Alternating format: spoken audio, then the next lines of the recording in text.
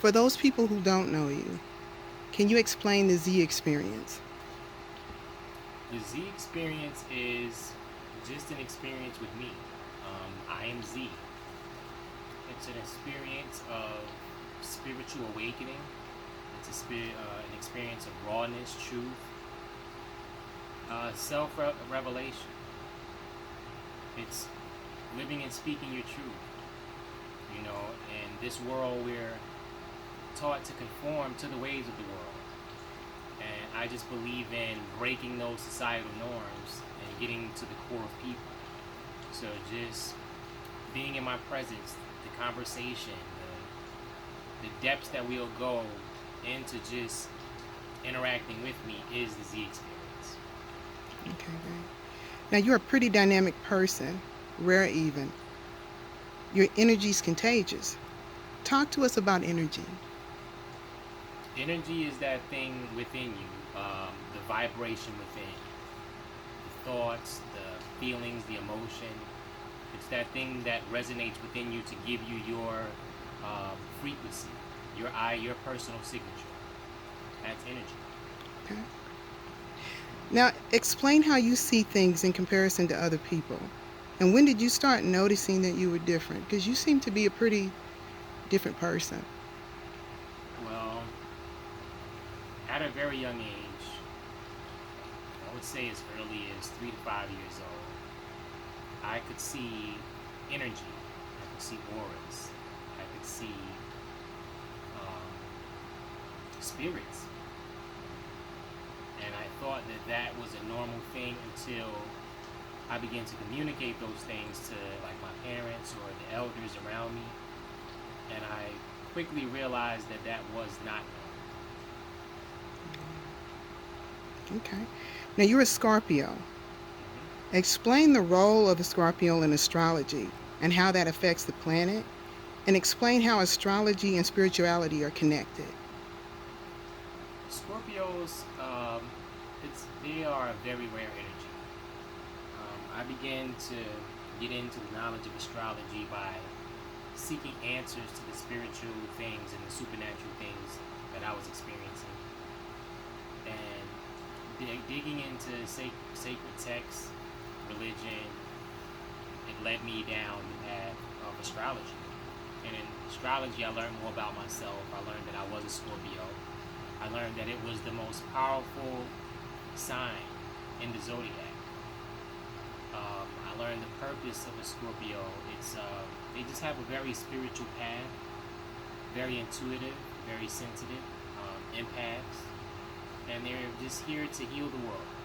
You know, to be an example, to live your rarity, live your truth, your individuality, and just be an example of walking that out for the world to see. Okay. Now, what do you believe your purpose is here on this planet? I think my purpose is to heal, to raise the vibration of the planet. Definitely a purpose of the divine feminine energy, um, raising and cultivating women into queens and from queens to goddesses. A protector, a healer. I have the good gift of prophecy, so I'm able to receive things ahead of time to prepare a path, so to say, or for whatever reason I'm receiving these things to take action to change the world I feel in a better way. Now, that's great you say that. Now, how long have you known who you truly are in spirit?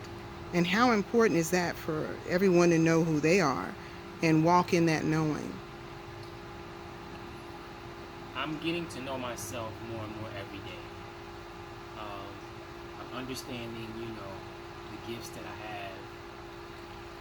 I'm understanding how sensitive I am. I'm understanding my purpose and the role that spirit plays in all of that is, again, God puts a purpose, gifts, and talents in each individual. It's up to us to cultivate that and find out what that is. So, in terms of spirit, what was your question? Um, It was like, how long have you known? And I know I asked the question of you being different. but for you, things are more spiritual. Hmm. When did those things start really coming? Very early on. Again, ever since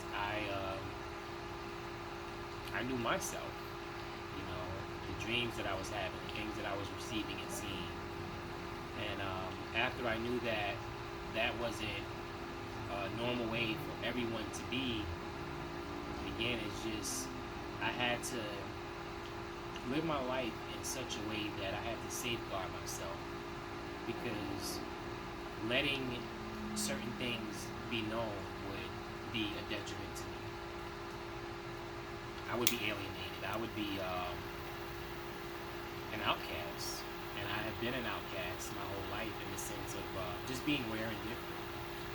And just accepting that to the point to where I'm okay with it. Okay. Now, if you were to encounter someone, very young child, and you see certain gifts in that child, very similar to what you experienced as a child, how would you cultivate or how would you help a child with those gifts? It depends on the child. It depends on the child's parents. It depends on how receptive a person is. But the only thing I could do, I've learned, is to speak into that person, that truth that I see. It's usually to encourage, to motivate, but whatever it is that I am revealed in spirit, I just speak that truth.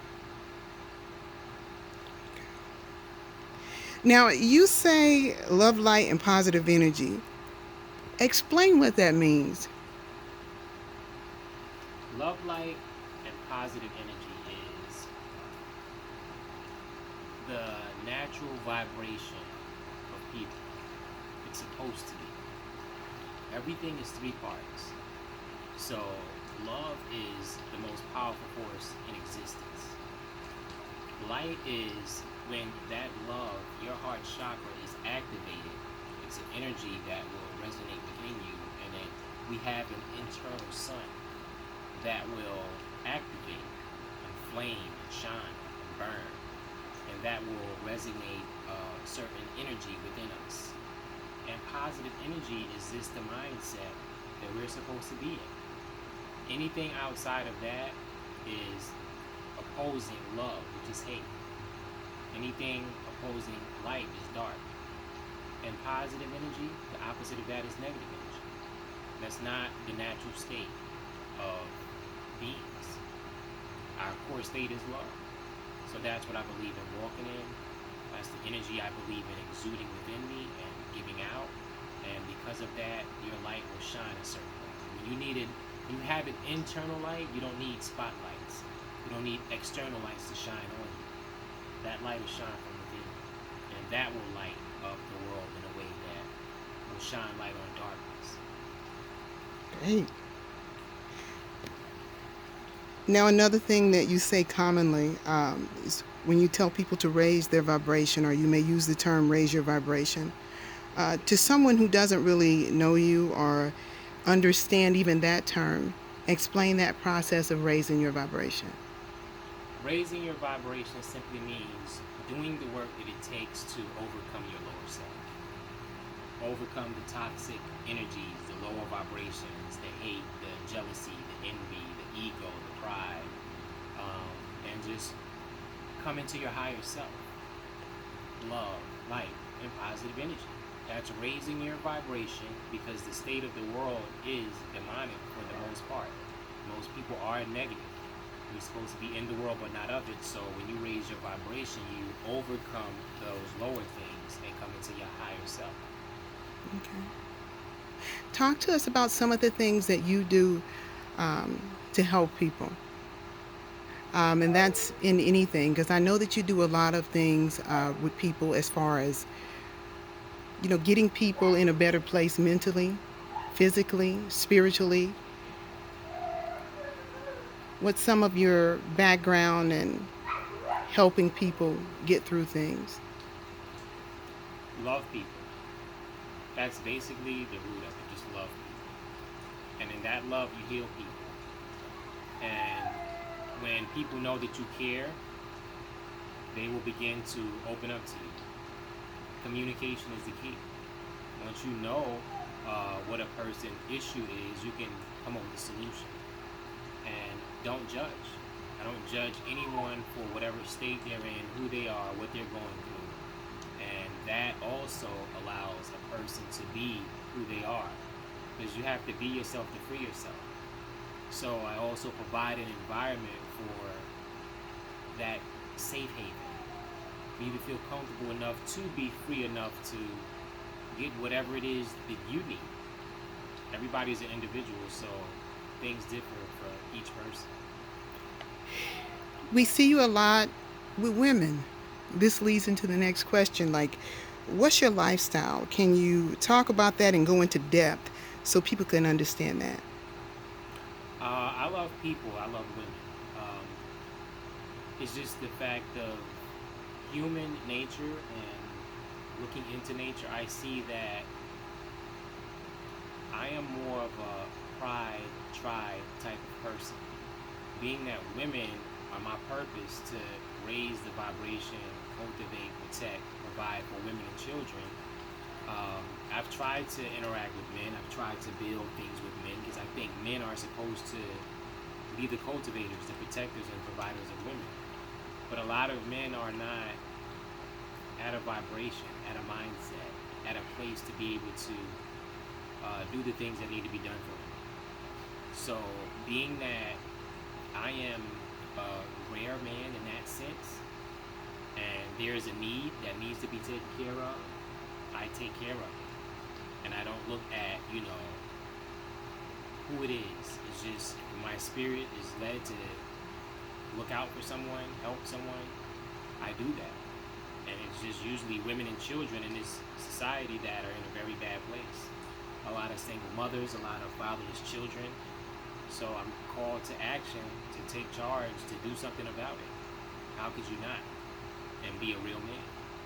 It's just a lot of men don't have that same sentiment, or are not in a position to do something about it. What would you say to men, knowing the state that they're in right now, and because of the single mothers, the women out there that's pretty much on their own and they feel like they don't have any men in their corner? What would you say to men in reference to how the women are feeling now in this world? To men, I would say it's time to rise up. It's time to take your positions. It's time to grow from boys to men and from men to kings. It's time to build kingdoms. It's time to just take action and play our position in this world and in the roles of these women's lives. And more so than me saying something to the men, I would have to say to the women, raise your standards, raise your vibration, because you have the power to raise the standard of men. It's about what you accept, and whatever it is you accept is what will be, and men will rise to that occasion. It's just that women have lowered their standards so much to where the men don't have to do anything to court a woman, to provide for a woman. Most women are providing for men, and that's backwards. So, to men, I would say be real men. Stand up. Let's get back to the things that we're supposed to be doing, and that is cultivating, protecting, providing, respecting, and loving women and children.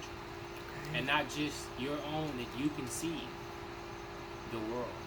And once we do that, we will rise as a people, as a culture, as a race. And it's just time. The time is now.